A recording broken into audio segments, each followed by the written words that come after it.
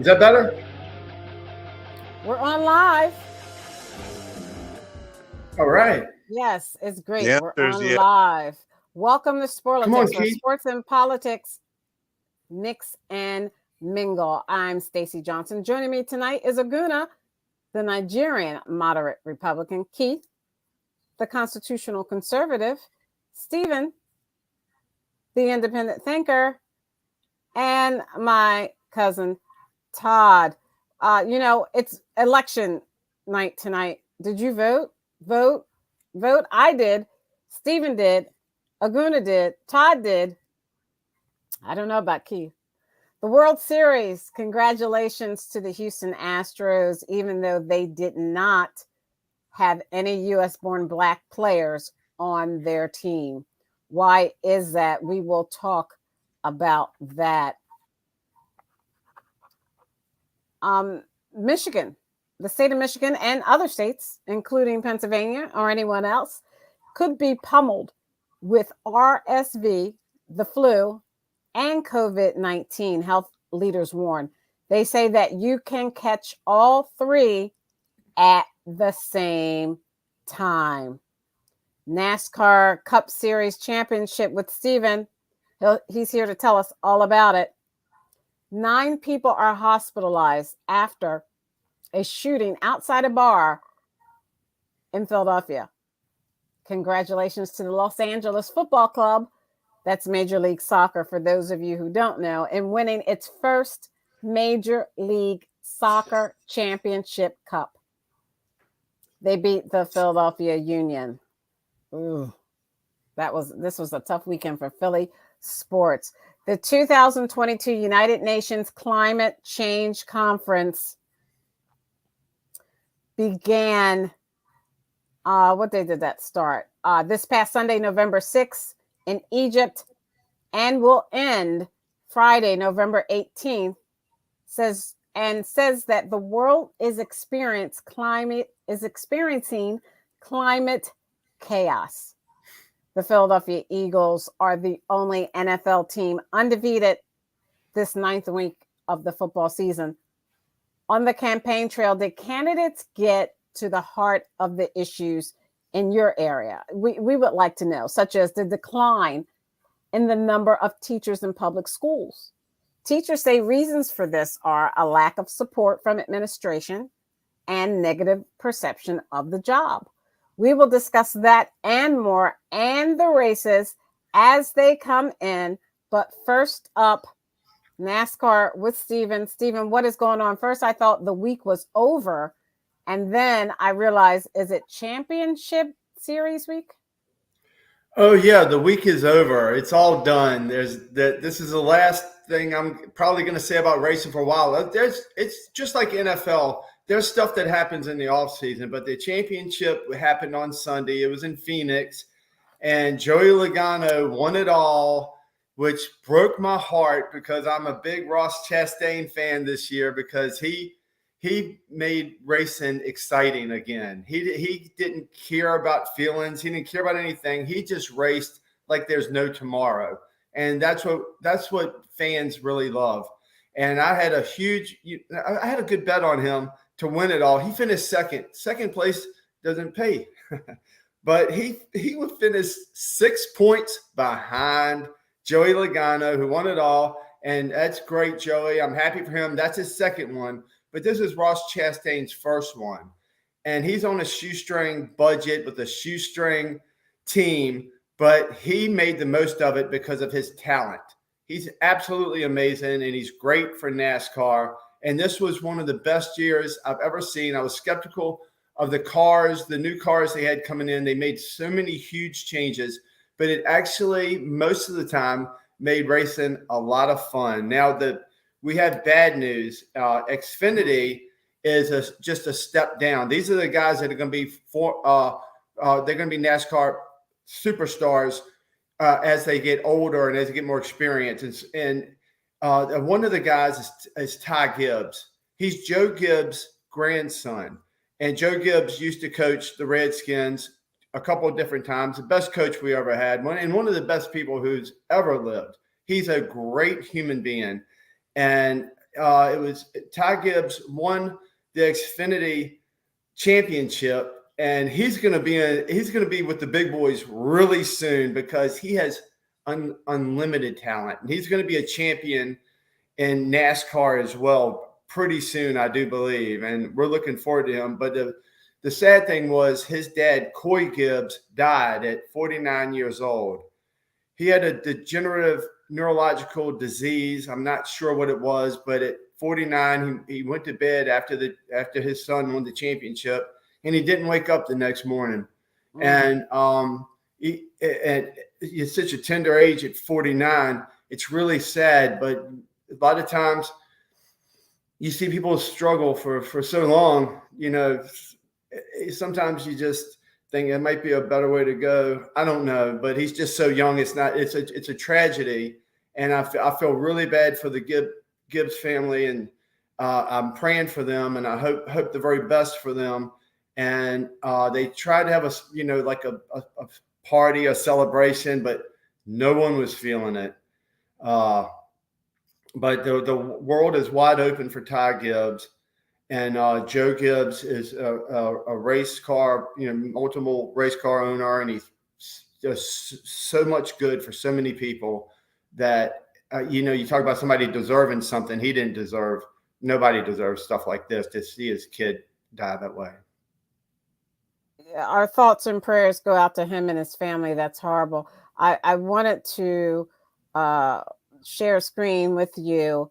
It talks about NASCAR to release tickets for the first ever Chicago Street Race weekend, July 4th. This is by NG Erden Kayuag, published today, November 8th, 2022, updated today at 12:23 p.m.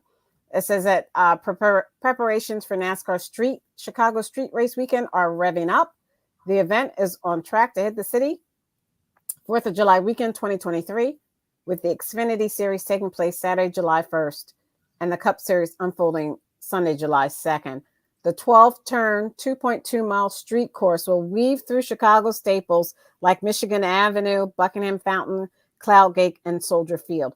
To me, this sounds crazy. I mean, it's downright crazy. I don't understand why in the world they would want to do something like that. And it sounds like it's an accident waiting to happen. I go ahead. Go ahead. No, I'm gonna let you talk about this insanity. This is news to me, Stacy. I've heard rumors about stuff like this before, but this is news to me. And what they're going to do, I assume, is make it really, really tight so they won't be able to go too fast, and they'll have barriers set up, and they'll keep the public out of the way. So what's the point in having it? I mean, it just sounds really dumb. What is the point of having it when you can possibly hit people? People can get hurt. How are you going to, what if the cars, when you see regular NASCAR races, cars will bump they'll just bump like the back, just a little bit of the back of the bumper of another car, right? And that'll send that car screeching and sliding into somewhere else and someone else really quickly. No, all the roads will be closed. It doesn't matter. They're going to put up barriers and fencing everywhere, and they're going to make tight corners to slow everybody down. They're going to have to. They're going to make sure it's as safe as it can be and as much fun as it can be. They've done all their engineering homework, I'm sure. I haven't seen any details about this, but I'm sure Bayfus Sports going these days. And we haven't had somebody die since 2001 in the sport. And everything they do is for safety measures. So I'm figuring they're doing something. It's a real inconvenience to the rest of the people out there. Being somebody who, has to deal with this on a daily basis, when you shut down streets, that's really hard on the neighborhoods and the people who are trying to get things done. But for some reason, they're going to try to make it work. And I like people being inventive and doing things like that. That's unique. And if it doesn't work, don't do it again. But just give it a shot. And if they can pull it off, then maybe they'll do it again next year. I think it's pretty wild. I think it's a pretty cool concept and something new that they're trying to bring in new fans. I think it's a Okay. pretty decent idea. But I All see right. how you're worried. I understand your worries. Yeah, I think it's insane. And we'll see what they do as they try to get this thing going. I also want to congratulate, but I really don't want to congratulate Major League Soccer's Los Angeles Soccer Club, whatever football club, whatever they call themselves, whoever club, who cares club. I don't care. And I don't care because they beat us pretty bad. Well, they didn't beat us too bad because I watched it. I don't know how many of you watched this. I saw a lot of it. Okay. So I saw the majority of it, at least right before halftime going into the final, and then the freaking kickoff. So the goal, dramatic goal, shootout, the shootout. It's a lot like hockey. You know how hockey has shootouts? Right. And they win, which I hate because, it's like having a goalie that doesn't listen or, having a kicker that will ruin your game. When you have these shootouts like this, it's just a trouble waiting to happen. So this CNN.com report says Gareth Bale scores dramatic goal as Los Angeles Football Club wins MLS Cup in thrilling penalty shootout. It was a shootout. This was written by Jacob Lev, 9:37 a.m. yesterday, Monday the 7th. It was a crazy shootout. I didn't like it. And we started getting behind. I don't know if you saw it, but we started going behind. Los Angeles made their first two kicks. No, they missed their first kick. Their second and third kick they made, and we didn't. It was really disappointing. Nas, do you know anything about soccer? You talking about real soccer or this MLS junior varsity thing y'all talking about? I'm talking about MLS. Oh, I'm sorry. I blocked all the MLS on all social media. I don't follow lower level leagues. Oh my gosh. Is that because your team in Atlanta lost, or is it because what? They lost to Philadelphia? Is that it? Yeah. You mean former champion Atlanta Braves who were able to win a championship, unlike that team down there in Philly? Yeah, something like that. So, you mean the Atlanta Braves who didn't make it to the World Series? Is that what you're referring to? Got the same result as you. No, we made it to the World Series. The Philadelphia Phillies made it to the World Series, and the Atlanta Braves did not. But we're not talking baseball yet. We're still on Major League Soccer. Aguna, he doesn't want to talk about how I hated that the fact that the Philadelphia Union had this, kick. I want to say a kickoff where they each they sent one team member to kick and get past the goalie in order to win the game. And they call that a shootout, just like hockey, right? Right. That is a shootout. And it was a tragic ending for what was a great game. I mean, it came down to PKs, which, a lot of folks that don't really watch soccer or football or whatever you want to call it, they don't like the fact that it's not a high scoring. It's more strategic. You see, all the ball movement off the ball. But you had both number one seeds in both the West and the East meet in the final MLS final championship, and it came down to PKs after. It came down to PKs after going to overtime, and the Philadelphia Union actually got up in overtime, and LA Galaxy came down the opening possession and scored a man down. The keeper had gotten a red card and had gotten ejected for the game, so they were actually playing a player down when they equalized it late in overtime. I think it was in stoppage time, which is the added time at the end of regulation, either in both halves or in extended time or overtime. So it was really a phenomenal finish to a great season. I know the Union didn't, win the title like they wanted to. Last year they lost to New York, who eventually won the title, but they lost in the semifinals because of COVID. So, yeah, I mean, Philadelphia is one of the few cities in the country where they lost titles on the same day in two major sports. But again, they had a great year. I know Nas has something to say about the Braves, but I personally am okay with them putting the Braves out and taking the NCLS, even though, the Astros were just a tough team. I mean, that was just I mean, I know we're going to get into that later, but yeah, go ahead. Let's talk about that.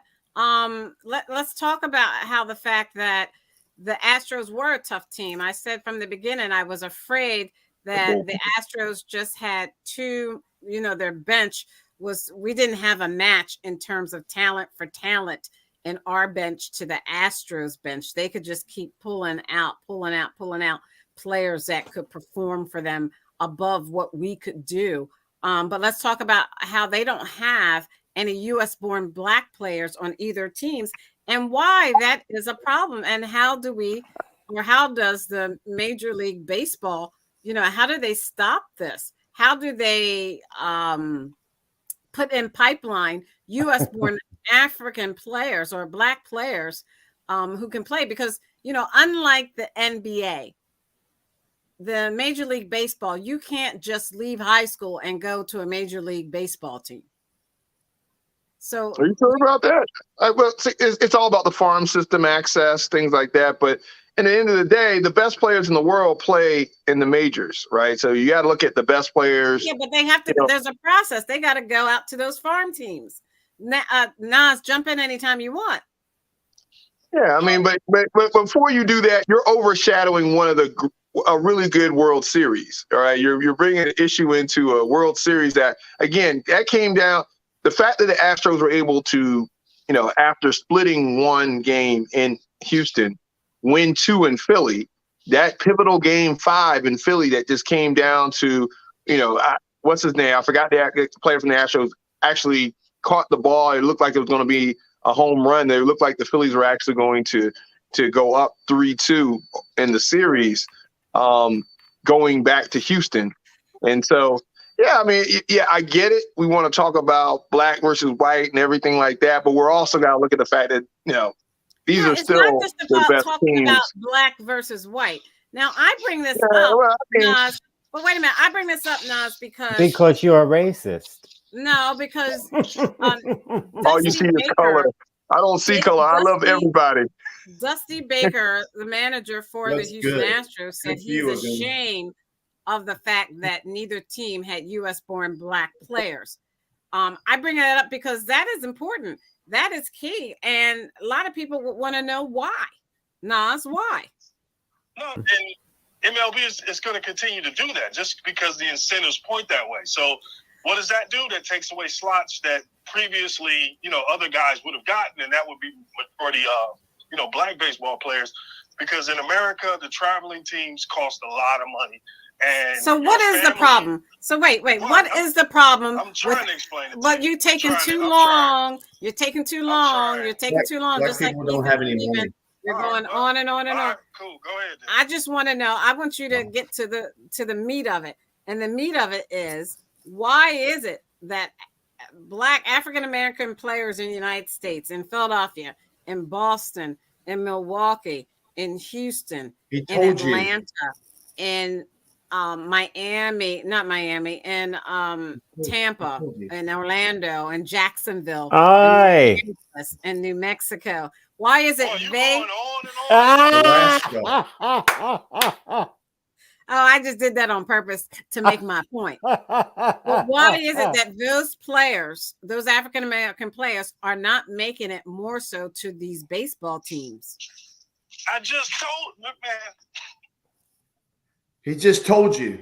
Did you sum it up, or did you give me a long explanation? No, he told you directly. They don't have enough money. I want quick sum it up. Why is it? Because they don't have enough money to feed them and have them play for years at a time to train them? Is that it? That's one part of it. The lack of enthusiasm for baseball from that generation of kids is another part of it. And again, when you talk about it being a global game, the fact that you can recruit players from the world for a third of the cost and you can lock them up long term. Go look at Ronald Acuna's contract right now for the Braves. Ronald Acuna is one of the best baseball players in the world. Now you go look at his contract and look at Bryce Harper's contract, and you get an idea on why they would prefer to be able to, just bring people up from the club team. You get cheap, really, really good players that you can lock in long term. So that's a little different. That's a little different than what Steven was saying. It's not that black people don't have any money.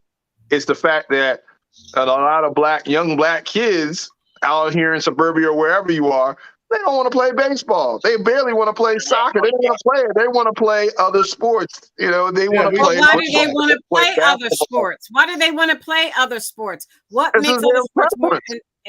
Because baseball is declining as a sport. Look, the average baseball viewer is 50 years old.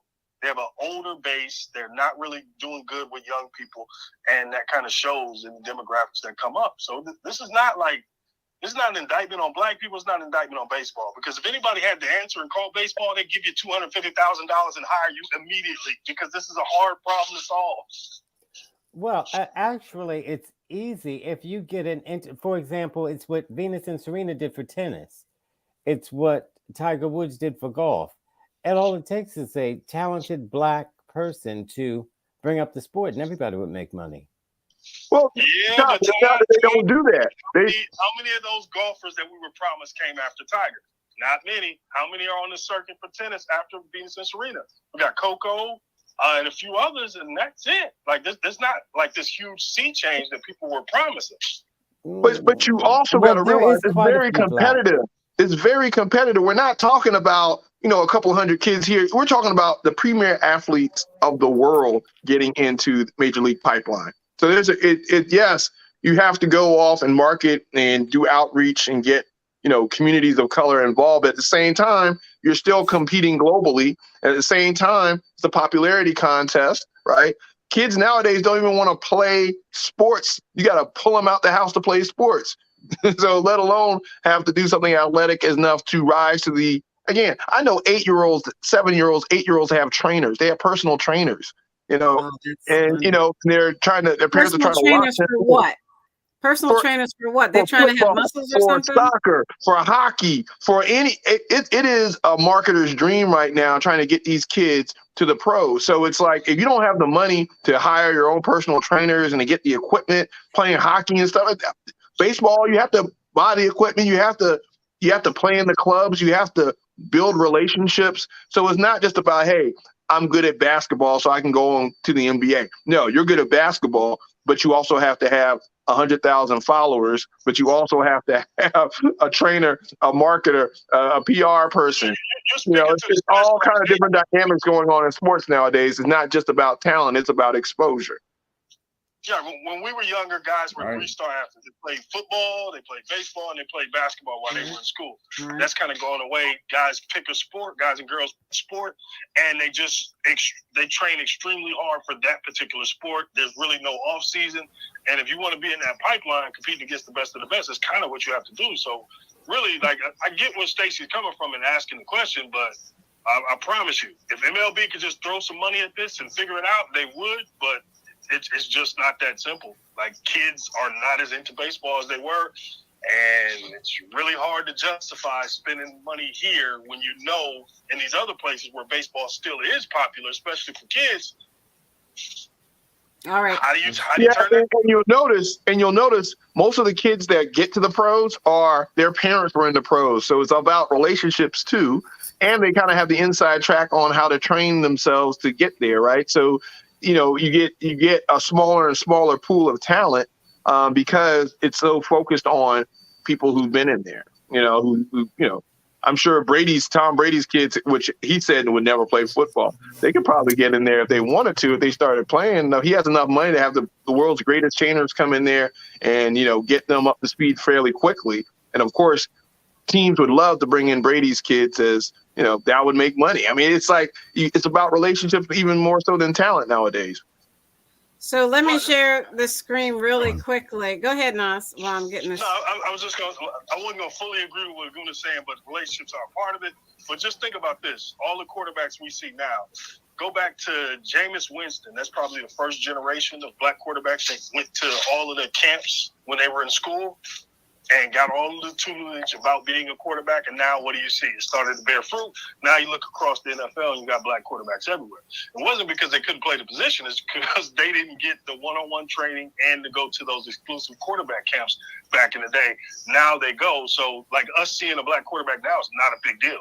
In the 80s, 90s, it was a really big deal if you were a black quarterback.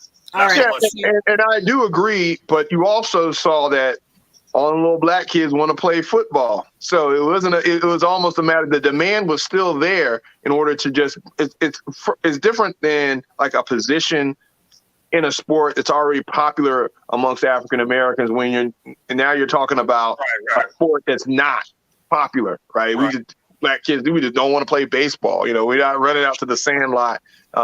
We'll go to the basketball court sometimes, or more so you got a decision to make. Which way? You're not going to go to the field and play soccer. You're going to the basketball court or the football field and playing pickup. But again, if you get a popular player. Well, to kind of fix some of this would be to bring back the guy they despise so much, which is probably the best baseball player I've ever seen, and probably most people on this phone, which is fixing your relationship with Barry Bonds. If you really want to make this, this leap here, he may be the greatest living baseball player. I don't think many people would dispute that, but they need to fix that relationship too. That might help. So Dusty Baker, if you look at the screen right now, according to the MLB.com news article by Brian McTaggart, Dusty Baker is set to return to the Astros in 2023. Coming off his first World Series title as a manager, he will return to manage the Astros in 2023. He told MLB.com he's working on a contract extension to return for a fourth season, marking his 26th year as a major league manager. Yeah.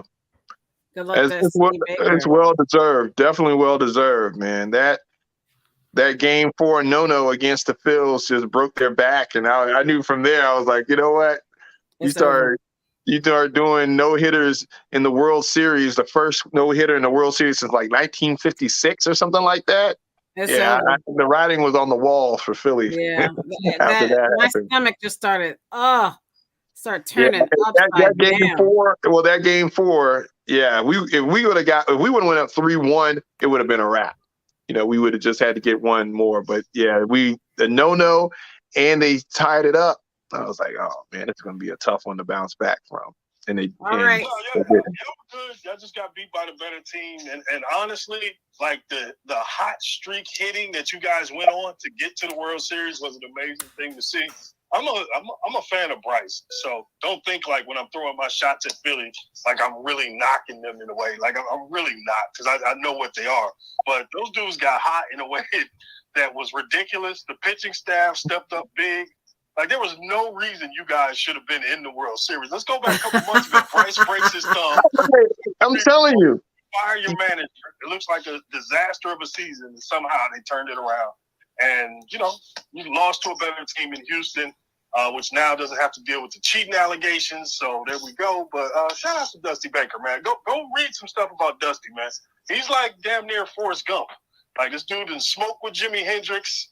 He had his first drink with Hank Aaron, hanging out with them as a kid. Like, dude has an amazing life story. Pedigree sounds like it. Let's go on to what's going on with your Washington Wizards, Steven. He's Googling. What exactly is a Washington Wizard? Stacey, I have no idea what you're talking about. Is it somebody who does like magic tricks or something? What is a Washington Wizard anyway? Well, it's probably your brother, because you look like a wizard. I know him as the Washington Bullets. I don't know what a Washington Wizard is. I'm still stuck on calling them Washington Bullets. You got that Gandalf action going with the beard today, right? You're going to be Santa Claus this year too, right? You're going to be Santa Claus, right? I am. Guna, I shave every morning, and when nighttime gets here, it comes right back. I can't do nothing about it. No. So if you look at this, or do you? So if you look at the screen that I'm sharing, it says the Memphis Grizzlies versus the Washington Wizards pregame two days ago. So I said the Washington Wizards. Do you want to talk about them, Stephen, or do you want to go down memory lane a little further? Well, they're terrible. No, I think the Memphis Grizzlies will probably beat them. Good. They're not fun to watch. I don't have any faith in the Washington Wizards. Wait a minute. So enjoy your season, Steve. All right, go ahead, Stephen. I think the Grizzlies are going to win, and I would probably, I don't know what the spread is, but I would take the Grizzlies. I'm assuming they're a favorite, and I would lay the points. I don't have much faith in the Washington Wizards, but if the season progresses and they start doing a little better, like the Washington Commies, Commandos, Commodores, whatever, if they start doing better, then I might start talking about them. But right now, I don't know, based on their, it's so early right now, and based on their past history, recent history, I don't have a lot of faith in the Wizards. I'm going to take the Grizzlies. Okay. While he's talking, what color is that blazer you have on, Stephen? Black. Oh, that's nice. It looks like a dark green, but it's hip. It can be any color you want it to be. Whatever color you see, that's what color it is. I thought you don't see color, Stephen.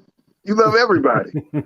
That's why I told him it's whatever color he wants it to be. I assume it's black because black encompasses all colors. Yeah, that's true.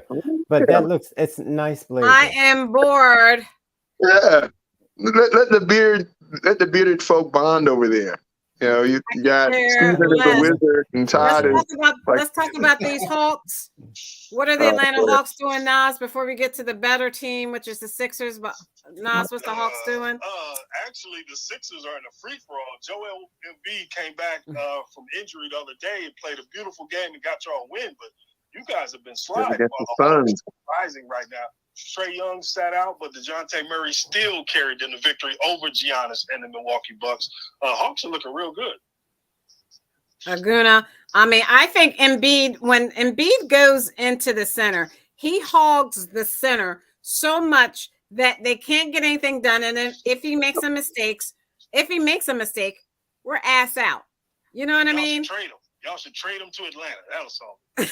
Yeah, I'm about to say, man, look, let Embiid be Embiid. I understand, you want to, he's the MVP, in my opinion, for a reason, and not Djokovic, Embiid, right? Again, the Sixers is a long season. They start off real slow. I'm still kind of worried about them. They started today, they would not be in the playoffs, right? So I think they're like, well, actually, they'd probably be right there on the bubble, probably. But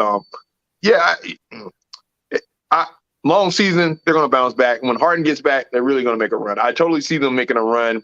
That fall, We'll be good. I hope Harden is okay. But that fall he took, that was like a really, really sloppy fall. And it's like, isn't he better than that? Doesn't he? It seems like he should have prepared himself. What are you talking about? Put a lot of minutes in. But, that fall was just like, come on, man. He could have avoided that. It seems like to me, James Harden, you could have avoided that fall. It seems like Aguna got away with some white MVP erasure by giving the white man's MVP to Embiid, and Steven said nothing. I just wanted that for the record. Steven doesn't care about basketball, man. Yeah. You start talking about NASCAR and Bubba Wallace, then you're going to get a reaction out of him. All right, so let's go on to the most important. The NFL. What happened to the NFL today? Are y'all crazy? Nobody's paying that type of money for NASCAR tickets, but let's go on to the undefeated team in the week 9 of the NFL. They are Aguna. Who are they? The Flyers. The Eagles. They won on the bye week. Oh, this is great. Right. And the Commanders lost. So we're the only team. Actually, the NFC East didn't have any winners on the weekend. It was because Washington couldn't pull it off, which I was rooting for Washington in this game. I wanted them to beat Minnesota to get revenge against Kirk Cousins, and they kind of fell flat. But at the same time, it's in the division, so now they're kind of even further back. Like but now 5 games back from the Eagles. So the Eagles are where they need to be. There was a lot of chirping going on Thursday night that, somehow because the game was tied at the half, the Eagles are still overrated and stuff. You got to play out the schedule. They dominated pretty much Houston. Houston led after their first possession, and then the Eagles came back, scored 14. And then Houston got a good drive at the end and tied it up before the half, and the Eagles missed a field goal. So they didn't punt. I think I don't think they punt the whole first half. But again, it's about good teams finding ways to win. They're getting confidence. It's hard to win in the NFL. Houston actually has a very sneakily smart, good running game with that rookie Pierce. So I wasn't surprised to see him pop off against the Eagles. And then the Eagles were missing Jordan Davis, so their D tackle rotation was a little hindered there. But again, you beat the teams you're supposed to beat. We're playing against the Washington Commanders coming up, so we should win that game. Jalen Hurts isn't making a lot of mistakes. He's not turning over the ball. They're not forcing him to make a lot of multiple reads or anything like that. He's managing the game well. He's staying healthy. And if he can continue to do that, you're going to see they should beat the teams they're supposed to beat. That's what you're supposed to do in the league. You beat the teams they're supposed to beat.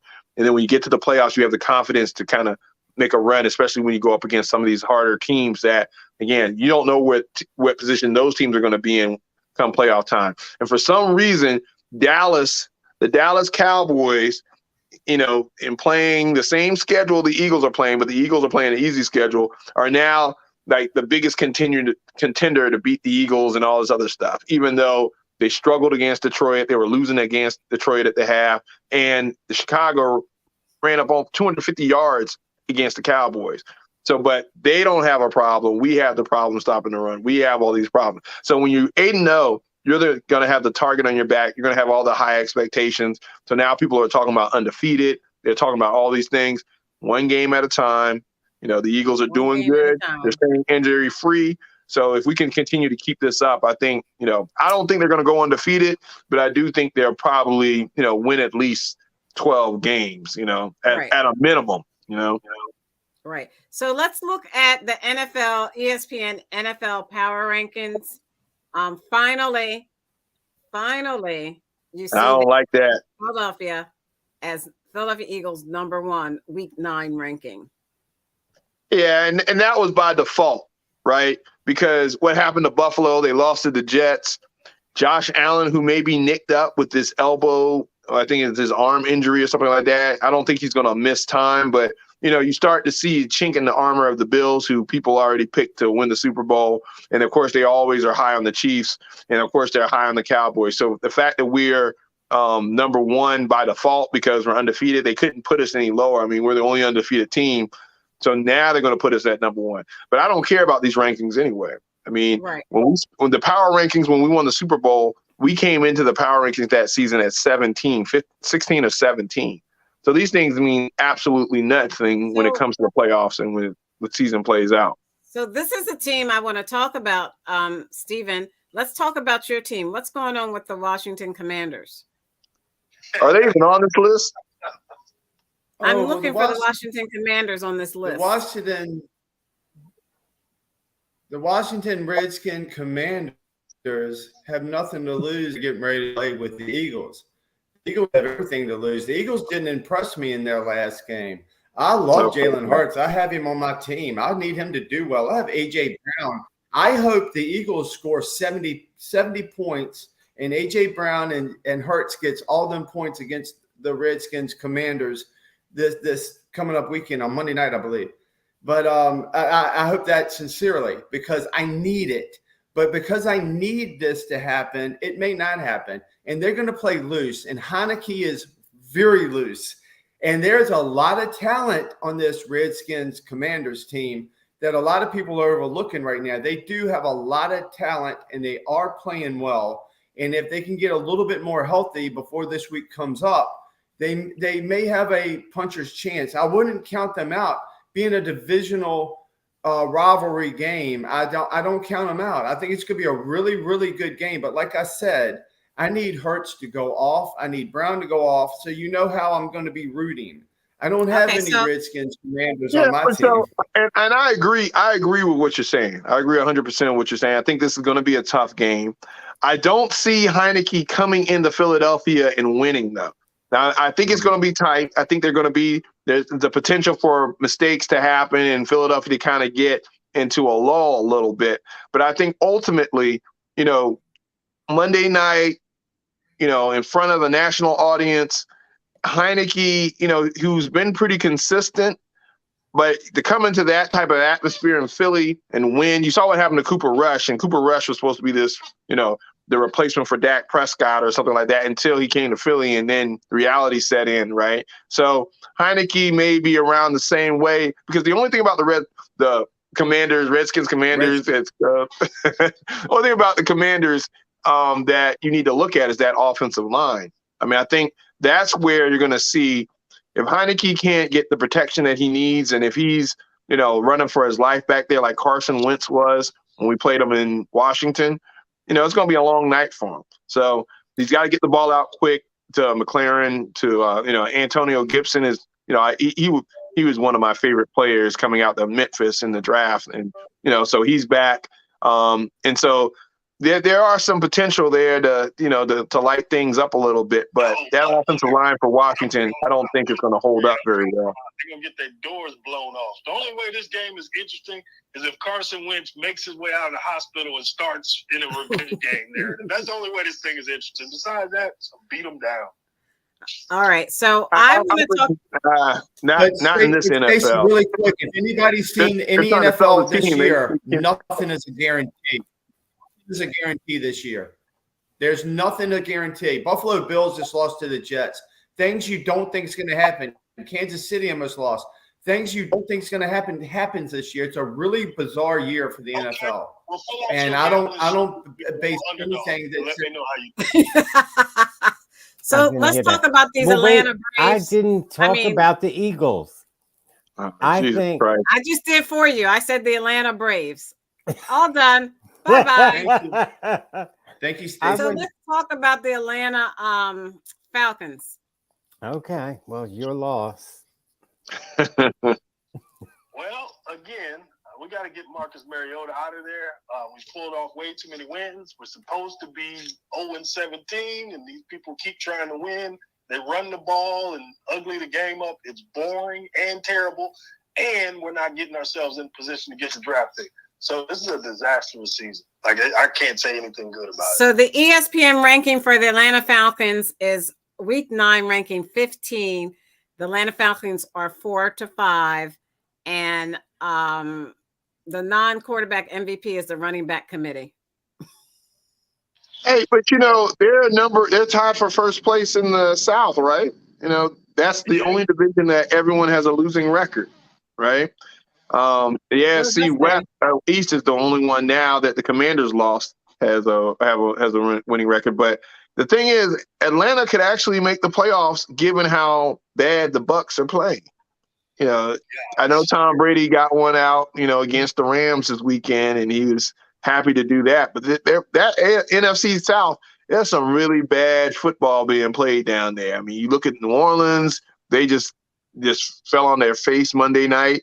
The Carolina Panthers, it's like one of those divisions where, okay, someone has to win it, right? So someone has to win it. And then once someone wins it and goes to the playoffs, don't be surprised if they don't beat the wild card team that they have to go up against. I hope they do, because they'll probably be Dallas the way things are shaking out. So I hope so too. But what in the world is going on with Aaron Rodgers? Steven. Father Time is having a great season this year. He is beating the hell out of Aaron Rodgers and Tom Brady. Shout out to Father Time, man. We knew this would eventually come. I'm going to enjoy it all season. The tears of Aaron Rodgers and Tom Brady. Yes, I've been waiting on this a long time. First of all, Aaron Rodgers is hurt. Oh. Here comes cue the excuses from Steven. So Continue. Green Bay Packers on the ESPN. First of all, Aaron Rodgers has a bad throwing hand. Right. On the ESPN get out the game. Steven, on the ESPN poll, the Green Bay Packers are ranked number 20 on Week 9, if you can see the screen. But what were your excuses, Steven? He forgot. Cue the excuses for Aaron Rodgers. He's hurt. I don't know. He didn't get the discount double check. No, I'm saying that I'm giving you all of the reasons the Green Bay Packers are not gelling. Look, you didn't give us any They reason other should than have some excuse sat. that I he's don't know if hurt. anybody can hear me. They should have sat. Okay.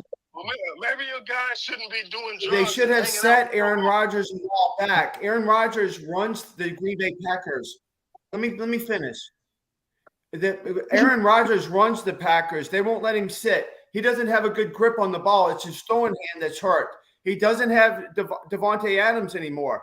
And his receivers that he has are getting hurt during the game. His best running back got hurt during this last game. There's way too many injuries. The offensive line is beat up. Nobody could withstand the kind of drama that's come Green Bay's way. It's not Aaron Rodgers all of a sudden turned into a bad quarterback. It's that there's huge sum of every problem in them. They can hurt his possibly get it back true. together next year, but this year is over, and they should. Well, so even if all of that is true, they should sit him down this weekend and just let him heal up. Let him get an. no, don't sit him down this weekend because I have a feeling. He just needs a weekend. I have a feeling that they're going to win against the Cowboys, and the reason why is because if Aaron, two things got to happen. Either the Cowboys with their national spotlight aura they're going to dead Aaron Rodgers for the year, meaning the Cowboys are going to come in there and just destroy any inkling that Aaron Rodgers will be relevant this year. In true Dallas fashion, it will play into the hype. Or in true Dallas fashion, they're going to fall flat on their face, and Aaron Rodgers is going to make this resurgence all of a sudden. He's hurt. He doesn't have an offensive line. All these excuses that the pity party that Steven is playing right now, he's going to pull it out, and everybody's going to be like, he's back. Remember when he was like, relax, and then they came and made that little run? It may be the same thing starting with this Cowboys game on the way. Again, they're going to Green Bay. So Dallas is playing in Green Bay.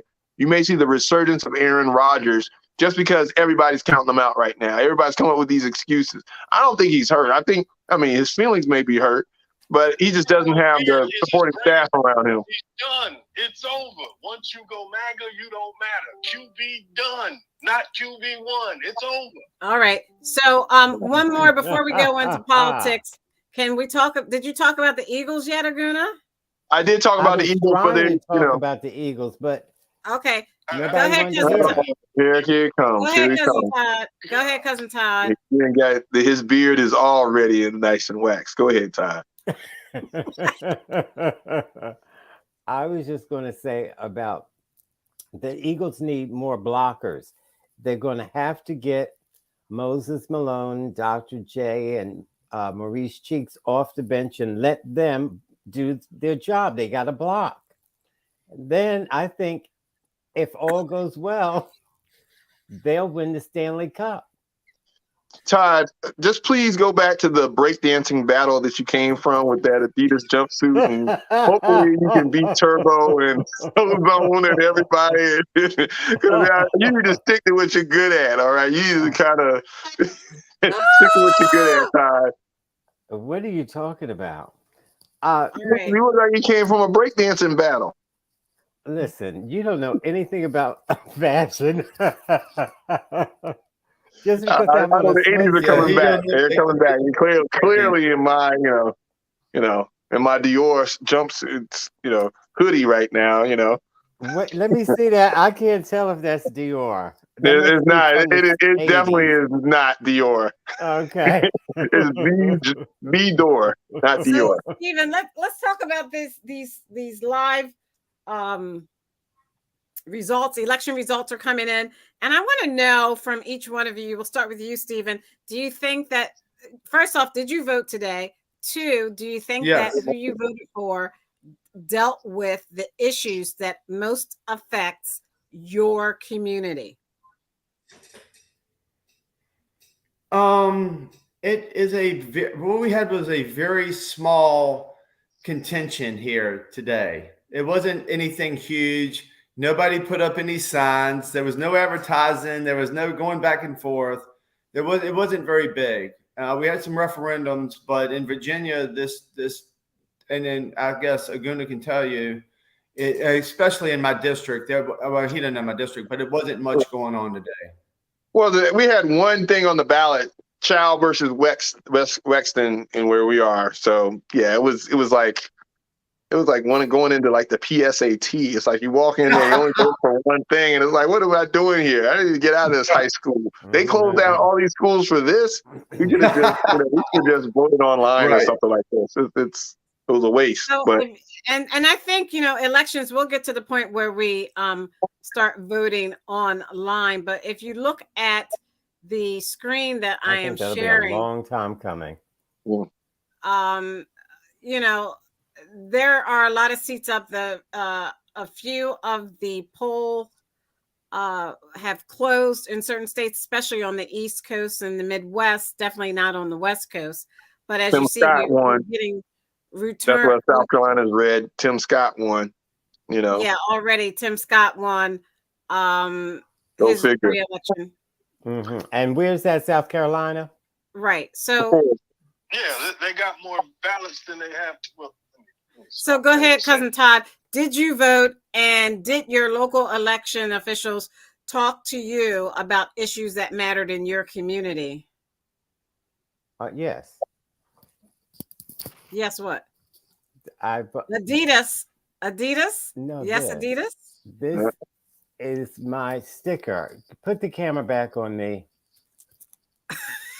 Wait a minute. That's a sticker? We see Adidas. We don't see a voting. Oh, now we see it. How did you get? Did you make that yourself? He got a. Did you draw that yourself? Wait. Too many people really coming at me at once. He just made that up. He drew it. No, I'm telling you, Todd. I have never seen an I voted ascot. And you're wearing one now. And I'm like, where did you get that from? They're giving that out at your polling place? I need to come vote for you guys. He's from the fashion district. Well, what kind is that? He's from the fashion district. We're not allowed. I'm a soccer dad with an attitude. The foreign kind. They did have to look twice at my name. Of course, of course they do. I was like, am I the only Aguna in this district? The nerve of it all. I can't with that. Anyway, they see the thing is, when you're voting, you can't be a one issue voter, which is what some people are. Nevertheless, I just feel sorry for the women who voted Republican, and 10 years, 20 years down the road, when their granddaughters say, what happened? Why would you vote for these people that wanted to ban abortion? And she tells them, well, gas was high back then. Gas prices have been high every few years. That's just the way it happens. It goes up, but then it goes down. As far back as I can remember, now I'm not as old as Stephen, Keith, or Aguna, but nevertheless, I was here in the 80s, and when Ronald Reagan clearly with that outfit, yeah. Jealousy will get you no place. Okay, well. Now, anyway, so gas prices go up and down. So to vote just because gas prices are up a particular way, that's my point. But that's my point. Were the issues for your community addressed by the candidates? Teacher shortages. But you also got to understand. And Aguna, you need to be talking about this because you have children in primary school. No one's talking about these teachers are calling out of school every day in droves. I have a family member who is an assistant principal who one day had 30 teachers call out of high school. 30. So in one day, that was just one day. Well, I mean, there's my House representatives, because I'm voting on the House, our district, right? So they're not going to have anything to do with that, So what's happened is, especially when it comes to these and I want to stick with I'm whether or sticking with not the topic at hand. I'm saying that there's no reason for us to sit here and talk about the local issues or the household, the the local kitchen issues room matter. table What do issues. you mean? When No, I because am it's been sending elevated my to kids, it's been no. elevated to a No. national When I'm sending conversation. my So kids to what's happening school here in and Virginia has been 30 tied to. teachers call out in one And day, so, that what is local your senator issue going to do matters. about that? What is your senator going to do about the teachers calling out? He's Not a going to damn talk thing. with he's going to talk with the local county No, he's not. officials and the school board. No, That's he's what he not, should because be it's a doing. national year-round election cycle. They're raising money. The thing is, these House races and these Senate races are about, being always on the campaign raising money. All these issues that we're talking about, hey, kitchen table issues, that these candidates issues have nothing matter. to, they don't go, yeah, it should matter, but they don't care about that. They want to nationalize their elections, tie their elections to Joe Biden, whether you like him or not. Therefore, like Chow in our district, he's all on Biden. He's talking about Biden this, Biden that. He's not talking about why these teachers called out. He's not talking about local things because he wants to take it national so he doesn't have to pay as much on his campaign, and he just ties it to national issues. Let me get Nas in here. Nas, did you vote today? And did your local people who were running for office, politicians, address issues in your community? And how long did you wait in line? Oh yeah, voted. But as far as them addressing issues in the local community, no.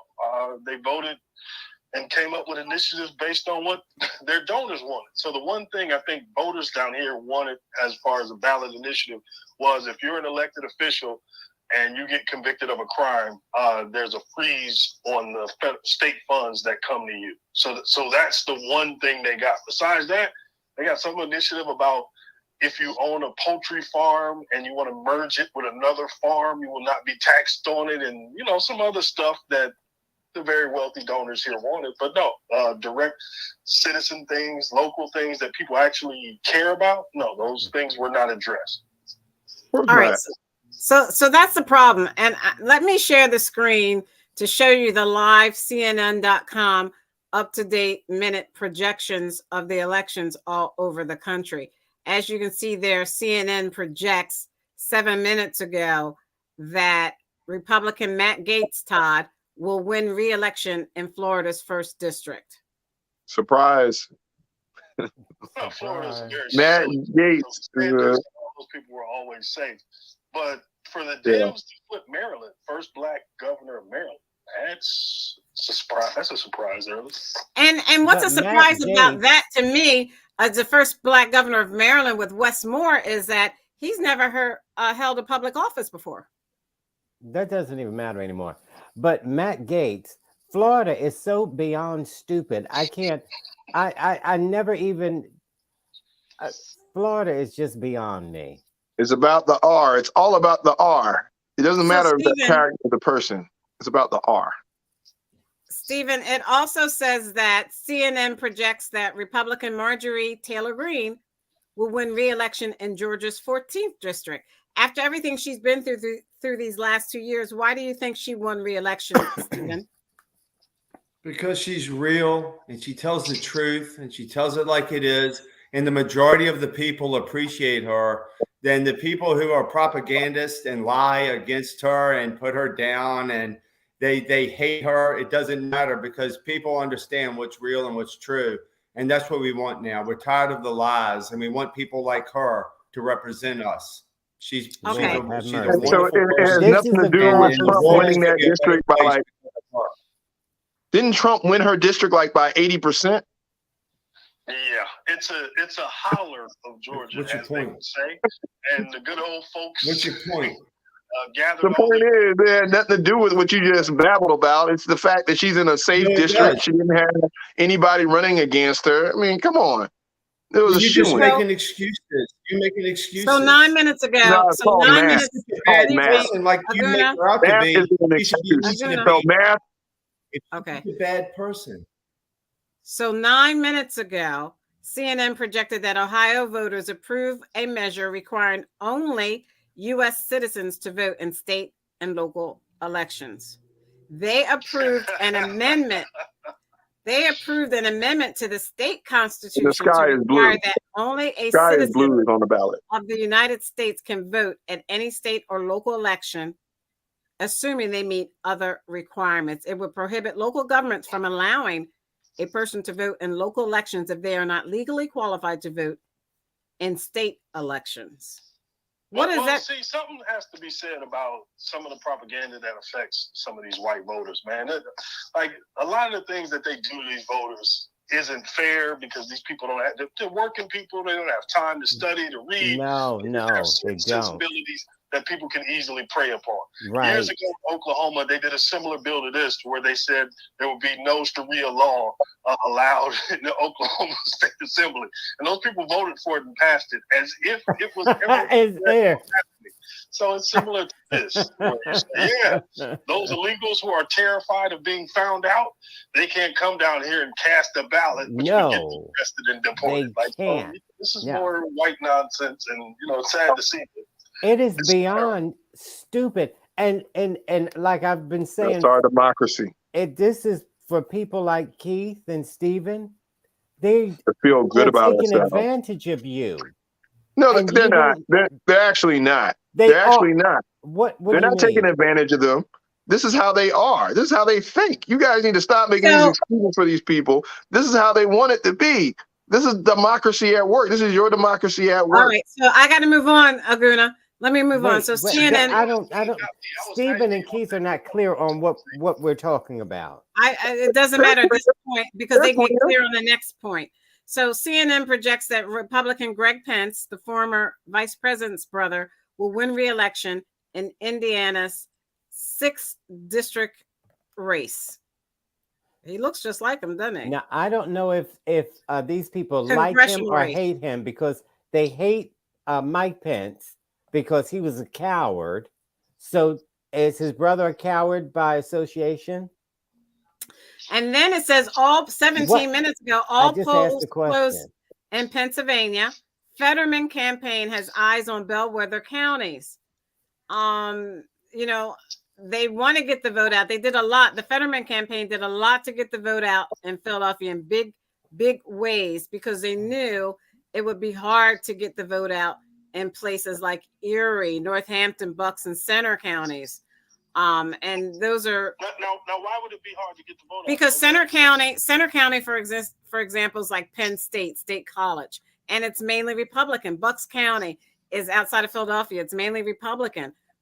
Erie County is from where the former governor of Pennsylvania used to live. I'm looking right at him. What's his name? Shapiro? No. What's his name? First Homeland Security Secretary. He was from Erie. That's a very Republican.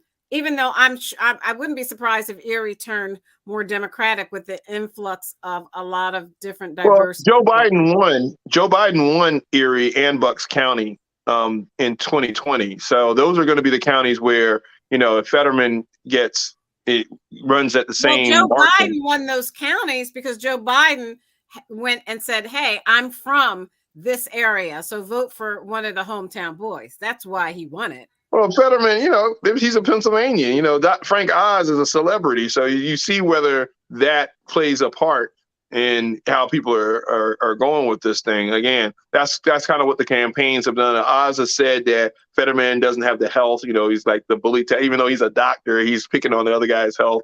And then Fetterman has talked about the other guy's health, Aguna. I think other campaigns or other organizations, nonprofits or for-profit organizations, they sent out those messages through. No. Frank Oz has said. Frank Oz said, he is not fit for office because of his health. He's talked about. He's been on. He's been on record. He could have said, I'm not saying he didn't say it. But what are you talking about? So again, he's attacked. It's been a very nasty campaign all around, right? So, but at the same time, Frank Oz, as soon as he gets elected, he's going to fly to Turkey and vote. You know what I'm saying? Because he's like, We're asking today: did you vote? One, and did the politicians you voted for address issues in your area? You're talking to Keith, right? I'm talking That's to a Keith. no. Yeah, that's a no. They didn't really address it much, except for, well, the Did you Republicans. vote? Yeah, I voted. And the Republicans addressed it, but not the Democrats. Of course, you know, I'm in a blue state, so I guess the Democrats don't really think they have to address. What are you even What saying? did they address? What are you even saying? Yeah, What did you're the just Republicans babbling. address? You The know, Republicans did it, and the Democrats did. I believe I'm speaking English. I'll say it again. Well, go ahead. Say it slow, and don't this time don't lie. Go ahead. I'll speak slowly. Mhm. Democrat blue state of California, Los Angeles, California, ruled by Democrats. No Republicans have any power here whatsoever. The Democrats did not, the candidates never we never had any explanation. They didn't talk about any issues. They were just doing what they usually do. And they And the assume Republicans did. now What did the Republicans talk that were about? running against them, yes, Yeah. they spoke about the issues. Now, What Like issue? what? also Like what? I want to also address something Todd said. Because Wait, talk about the issues first. Well, So the Democrats sort of do what you do and don't say anything. Stacey, you may have to. All right. Well, let him finish. Well, you've I'm got to sum muting it up. myself. You gotta I'm sum muting it up. myself. I'm muting myself. The Thank thing I you. want You got to say- sum it up, Todd. I'm muting you. Keith, I'll you have sum to it- sum it up. You can't take I'll all sum it year. up. You can't take an hour to do this, Keith. I'll sum it up if they give me a chance. Every time you interrupt, it takes longer. All right. So anyway, the point I want to make is that we have all these Democrats.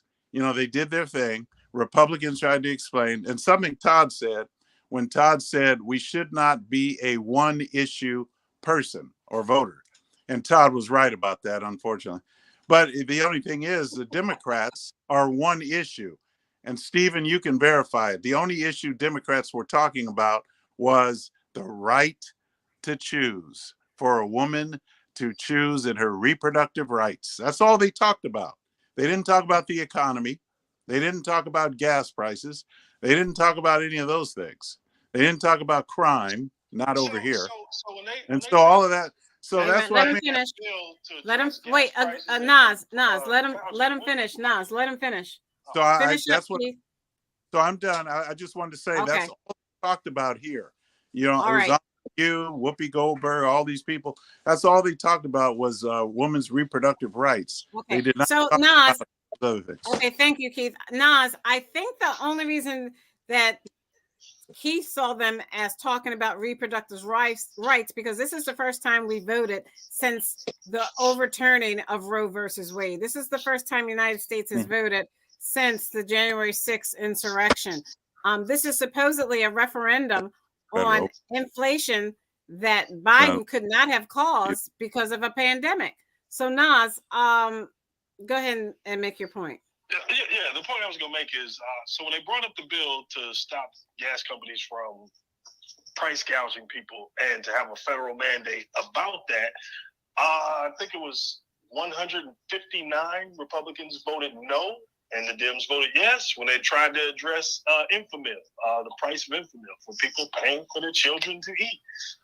Similar outcomes happen. So at a certain point, man, either we address these things or we don't. But to say, hey, you guys over there with that ace of spades in your hand that you can lay out at this election, why do you keep trying to lay out that ace of spades? No, I mean, that's the most important issue in the election. So of course they're going to bring it up. And if you're going to bring surrogates up, like Whoopi or whoever, a woman would talk about that. Now, the other part is, how do you rally a base with the idea of anger and whatever misinformation you give? That's when you tell them Joe Biden caused the inflation, or you go woke, you go broke. See, they're going woke. If that's all you're willing to give your constituency, you not only don't have respect for them, you don't have respect for office.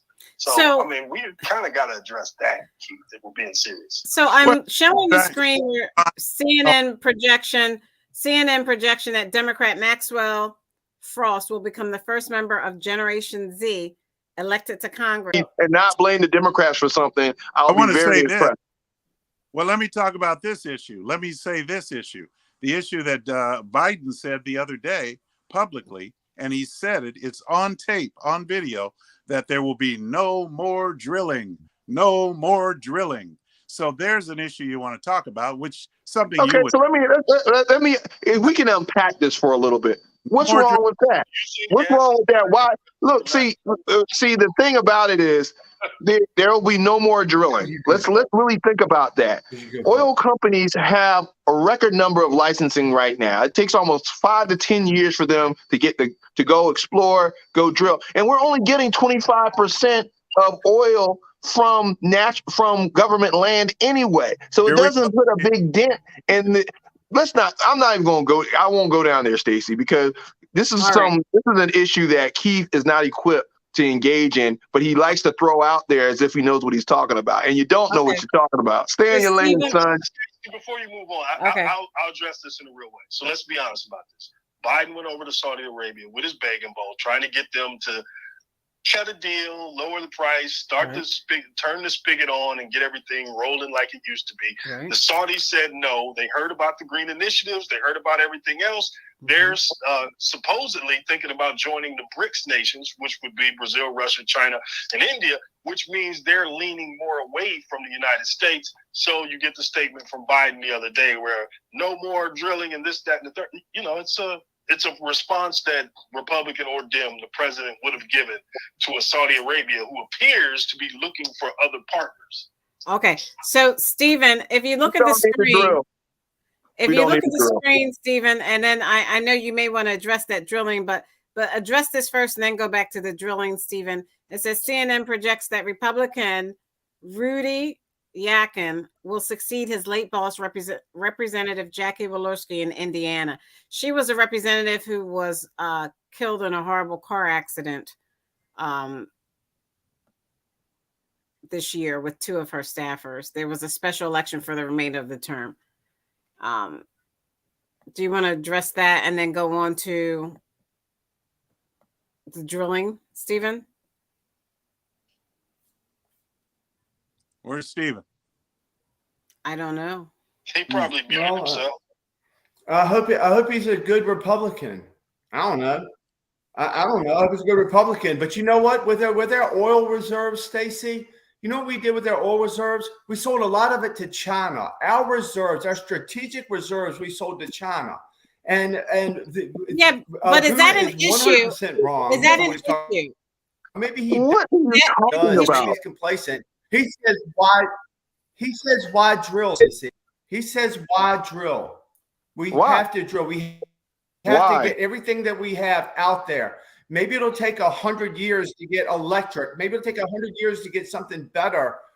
What you conceive is better. But right now, 80% of the world runs on oil and oil products and fracking and everything else. But Joe Biden cut up, and Joe Biden said, we're not going to use coal. We're going to shut down coal plants. This is what Joe Biden said. We're going to shut down coal plants, and we're going to use wind and solar. Well, guess what? That's garbage. That's like when your air conditioning goes off and you take a fan or let's game this out. If we decided to you're cutting in and out. If you do a fan like this in church, it's not like air conditioning. You're going in and out, Stephen. I'm sorry. We kind of missed a lot. Can you hear me? What I'm saying is, I think we're filtering. It was like, well, can you hear me now? What a lot of people want. Yeah. Yes. You're in. I know. Now, I've been texting you. That's what I'm getting from y'all. Sorry, I haven't seen. Let's address what he said in a real way.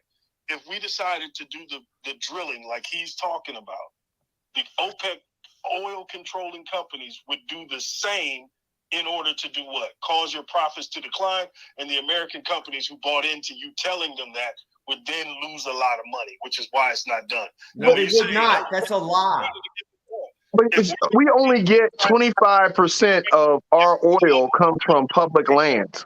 What control do we have over on drilling? For oil, we have all the. He shut it down. No, we don't. He doesn't want. Wait a minute. One at a time. Can I get one at a time? He doesn't want drilling. Can I do? Wait. Can you do one at a time? Biden is trying to destroy us financially. Wait a minute, Do you Stephen. think Saudi Arabia would stop? Can we address this, please? Can we address this, please? Would Saudi Arabia stop drilling? No. Wait a minute. One at a time. Stephen, you got to hold on because you didn't let him finish his point. He's got to finish his point. We let you finish your point. He was responding. So now who? finish your point. But you couldn't hear So me. if you're in a fight with Russia and you've already sanctioned them, and their main cash cows, of course, oil, if you can contribute a little bit to making sure that they're not able to sell some of that to China, then you would do it. Again, this is not a Dem issue or a Republican issue. Any president in a situation like we have with Ukraine would do a similar thing. So Biden is not trying to destroy the United States or the economy. And again, we don't have enough oil to bully everybody by drilling more. That would not work. It would actually work. We have to resort to renewable energies if we want to be the innovative leader in the future. We only have 25% of oil that we have comes from public land. This is very important, Stacey, because when these oil companies talking about drill, baby, drill, and the government says, hey, not on public lands, we're only getting less than 25%. A quarter of our oil comes from public land. So that's the only thing that Joe Biden has control over. Everything else is private, and they can get what they want. Oil profits had record profits last year. And what did they do? Time out. I own oil stock. They didn't go, here you go, Stephen. They didn't go back and start drilling more. They got record profits, and guess what they did? They paid their CEOs. They didn't invest in infrastructure because they themselves don't want to drill. It is true. You want me to show you my receipts? I got receipts. I own oil stock. I know what they did. They did not invest. They did not reinvest, Stephen. What they did was pay out to their shareholders. So Aguna, nothing to do with Joe Biden. Had nothing to do with Joe Biden. I just said you only get 25% of oil comes from public land. If Joe Biden said, hey, I'll shut it down today, you can still drill. There's nothing stopping. Okay, go ahead, Steve. They won't. No, they can't get the permits to drill. They can't do it. They won't give them the permits. I just said it's only 25% on public land. They have licenses. What about? Wait. Okay, Stephen. That's it. They will not let them. Okay, Stephen. Then we're going to let them. Stacey, can I just make this last point? Let me make this last point. He keeps on saying they won't give them more licensing to drill. Mind you, they have over 10,000 licensing that they're not using right now. So you're saying Joe Biden is stopping them by not giving them more than the ones they already got. Why don't they use the ones they got? They had the money. They made record profits. What did they do? They went and paid out dividends. They didn't go and say, okay, let's do some more exploration or execute the licenses we already have. So yeah, if I'm Joe Biden, I'm like, hey, hell, I'm not giving you any more licenses. Use the ones you got. Stop gouging. So we have to go into our roundtable. The Democrats want to end I know what they did with the money, Stephen. The Democrats want to end oil and coal and fracking. The Democrat Party wants to do that. That's what they're doing. What you're saying is asinine. It's true. I got receipts, Stephen. All right. Say that again, Nas. How can you grow up in America and think that the oil lobby is being beat up by big government? Big oil has always dictated to government, and that has not changed for this election cycle just because it's a guy you don't like. Okay, now we're going to go into our roundtable. We're out of time. We're going to start with Keith, then Stephen, then Aguna, and Cousin Todd. Nas, I'll fit you in somewhere in there. I want to talk about gun control and how that has not come up as an election issue. We've had multiple shootings in Philadelphia and Chicago, all over the country this past week, in which people were killed, shot, and injured. Why has gun control or gun legislation not come up as a major issue in all of these races? Let's start with Keith. You're on mute, Keith. At the local level in California, in Los Angeles, California, where I live, in the local level, the issue has come up, and the Republicans talk about it, not the Democrats. As I said before, the Democrats did not talk about and never talk about issues. In fact, it's very difficult to get them to even have a debate. You know how hard it was to get the debate with Fetterman and get a debate with Herschel Walker. So, you know, that went well. People refuse to debate. So Democrats will not debate. And well, you know, it's just the way that sounds like a true statement. I would say the gun control issue. It's interesting that the The story. How do you do this? Like you just See, here we go. You're not going to get You're saying babble, Keith. Democrats do not want to debate. You think we want to believe you? Wait, this is his round table, Aguna. You Oh, go gotta let ahead. him Sorry, finish. sorry. I'm putting myself on mute. is you don't have any idea what I go through here or what I have to listen to here. I live in a mostly Democrat blue state. And if that offends you, Aguna, I'm sorry, but that's the way it is. They dominate. The media is on their side. All they hear is from the media, Democrats, Democrats, Democrats. We have The View is a perfect example of it. But anyway, it's concerning this story. This is my final, I'll end with this. Concerning the story about Stacy with the 9 people hospitalized, I find it very fascinating. Well, not fascinating. I shouldn't use that word. These people died, and that's a shame. But, it's interesting that it says multiple suspects jumped out of a vehicle and opened fire on a crowd outside Stanford. Now, how many people who are responsible gun owners do that? I don't do that. I own a gun. I wouldn't jump out and start firing on an open, unarmed bunch of people in a crowd. So this is telling me one thing. People who are responsible should be allowed to carry so that they can deal with the people who are irresponsible and those who are with malice. We do not have malice. Thank you. Stephen.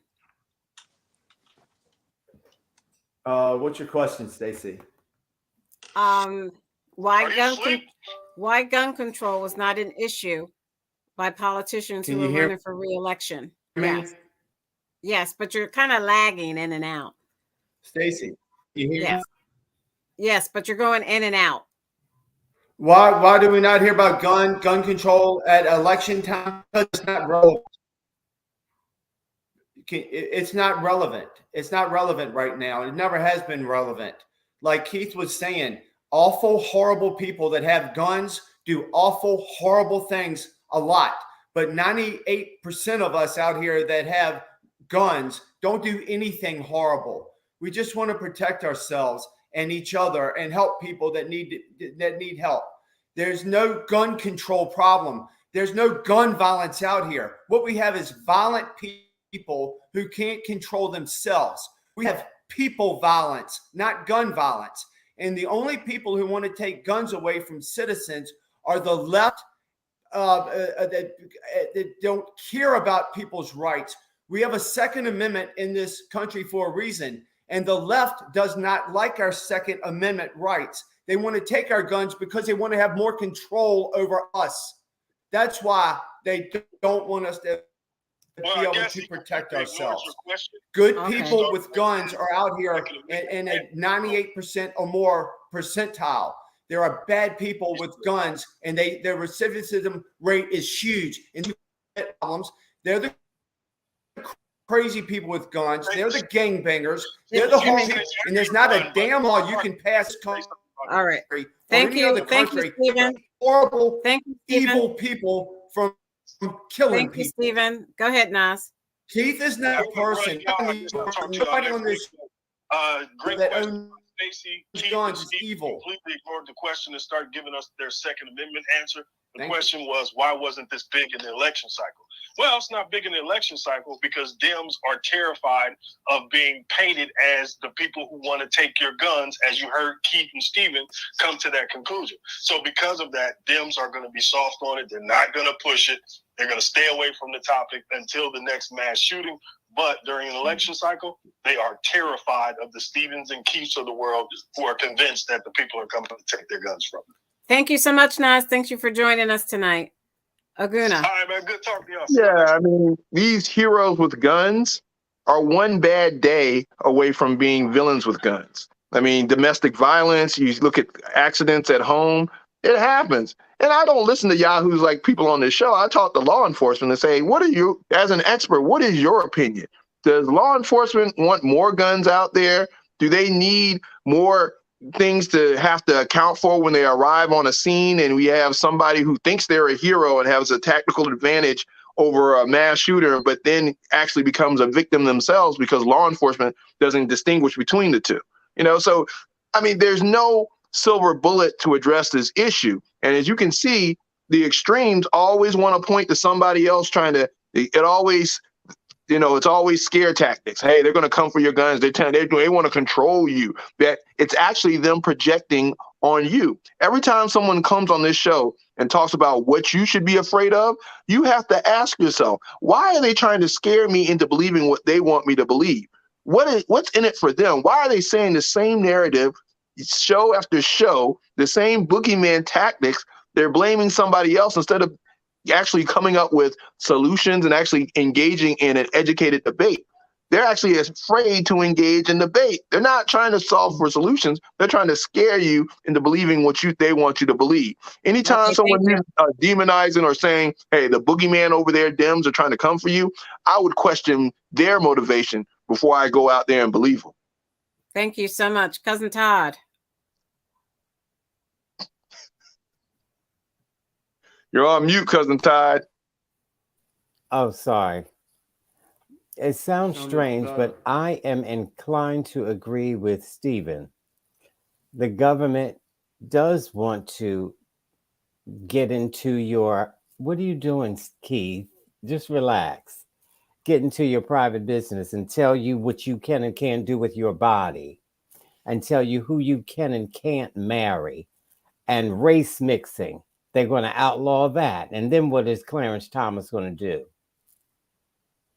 So the guns, though, for example, Stephen was saying how they want to take away your rights. Funny how you don't think they're taking away women's rights. Funny how you don't think they're taking away gay people's rights. Funny how you don't think they're taking away contraception, women's contraception rights. All you're thinking about is guns. And most Democrats are gun owners, but they don't own weapons of war. And we think they should be banned. Number two, we don't think children should be able to buy weapons of war, 18 years old, when their brains aren't even developed. So you should have to be 21, and weapons of war should not be sold in the United States unless we're at war. That's all. And no, the candidates don't address it because Democrats are punks. And they're the ones that allowed the ban to expire. When Clinton banned assault weapons, the Democrats are the ones that allowed that to expire. Yeah, okay. They had no pressure on them. Thank you. It didn't help. I don't care anything about pressure. Didn't help. Don't let it expire. Okay. Right. It didn't help the situation. Bad people with guns are going to do bad things. No, there was no more mass shootings when that ban was in place. You'll never stop bad people doing bad stuff. All right. Yeah. Thank you, Sure. Cousin Todd. Thank you to our first responders. One last thing. Keith is dressed up. Stephen is all dressed up. I was wondering if he was going to propose. Well, I better not say it. I don't want to spoil the surprise. I was going to propose to you, but now I'm taking back the diamond and getting my money back. You ruined it. So, Cousin Todd, do you want to quickly talk about anything food? I think we should do it next week, but I wanted to talk about restaurants that are little known restaurants, but gems. For example, really quickly, there's a little restaurant called EC Fish, and they sell delicious soul food in New Jersey. Where part of New Jersey? What part of New Jersey is this? South Jersey? This is South Jersey, yes. And they sell soul food, greens, chicken, catfish, stuff like that. Macaroni and cheese, potato salad, delicious. And the funny part about that is they're Chinese. Isn't that a gas? So, where in South Jersey? I know the only soul food place I know in South Jersey is Corinne's in Camden. Oh, no. This is more in Burlington. Burlington County, he's saying. So he's saying it's, is it a sit-down restaurant, Cousin Todd? No, it's not a sit-down restaurant. You order out. And probably since the pandemic, they never. I'll have to see about that. They know how to get black folks. They know how to minister to black folks. Chinese, yeah, they know what we like. So And you're not mad at the Chinese appropriating all this cooking that's supposed to be soul food? No, if they can make Trump ties, they can cook soul food. And they can give his daughter 7 different patents. So, It don't matter to me who does whatever as long as it's good. Excuse me, full disclosure, we're As not long as getting it's anything good, it don't from matter. Independent Thinker. All right. I don't know about that. Go play that piano. And my cousin Todd. And Nas. I'm Stacy Johnson. Thank you for joining us. Thank you, Nas, for joining us. What is a Nas? Is that Be half of a here, Nas? And Square what next is week, Aguna always doing? 7:30 Watching me like a hawk. Hey, p.m. you guys show everybody your beard, the perm. It's and no then perm back there. up. You lean in with the perm, It's and no then you lean back perm. out.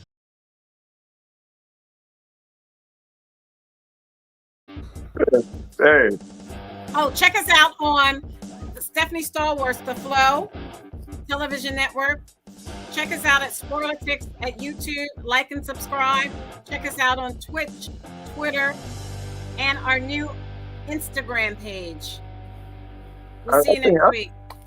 I think Cousin Todd has